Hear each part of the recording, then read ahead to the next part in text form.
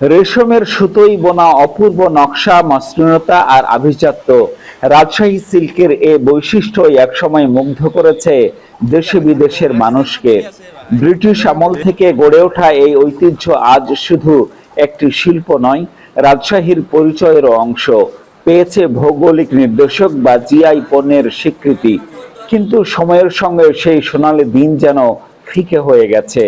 এমন পরিস্থিতিতে প্রধানমন্ত্রী তারেক রহমানের নির্দেশে রাজশাহী সিল্কের হারানো ঐতিহ্য ফেরাতে উদ্যোগ নেওয়া হয়েছে। মঙ্গলবার বস্ত্র প্রতিমন্ত্রী শরীফুল আলমের সঙ্গে রাজশাহী রেশম কারখানা ও শোরুম পরিদর্শন করেন চীনের জিজিয়াং সাইটেক ইউনিভার্সিটির একদল গবেষক। তারা সিল্ক কাপড় তৈরির পুরো প্রক্রিয়া ঘুরে দেখেন। এই সময় বস্ত্র প্রতিমন্ত্রী শরীফুল আলম বর্তমান সরকারের নতুন পরিকল্পনার কথাও জানান। আমরা কোন জায়গায় আসলে প্রতিবন্ধকতা, কেন আমরা এটা ডেভেলপমেন্ট করতে পারছি না, আমাদের এই প্রোডাক্টগুলোকে যেমন ইন্টারন্যাশনাল মার্কেটেও নিয়ে যেতে পারছি না, আমাদের গবেষণার কোথায় ঘাটতি আছে, অনেক প্রযুক্তিগত সহায়তার প্রয়োজন। আমরা এটাকে পুনরুজ্জীবিত করার জন্য আজকের প্রয়াস।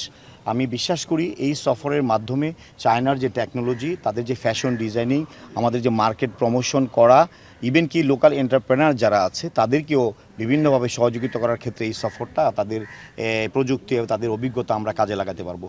এই রাজশাহী সিল্কের উন্নয়নের জন্য, এই ঐতিহ্যকে আবার পুনরুজ্জীবিত করার জন্য আমাদের প্রয়াস অব্যাহত আছে এবং কার্যকরী পদক্ষেপ গ্রহণ করবো ইনশাআল্লাহ। পরে চীনের গবেষক দল রাজশাহীর রেশম উদ্যোক্তা ও গবেষকদের সাথে মত বিনিময় করেন।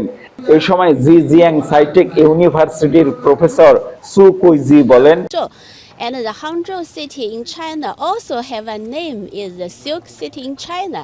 So I think the two Silk City have so many same things, and we also have the silk technical silk design and some silk pattern. We have many. I think we have many things to do in the future, and it can take the Bangladesh and the Chinese relationship. Thank you very much.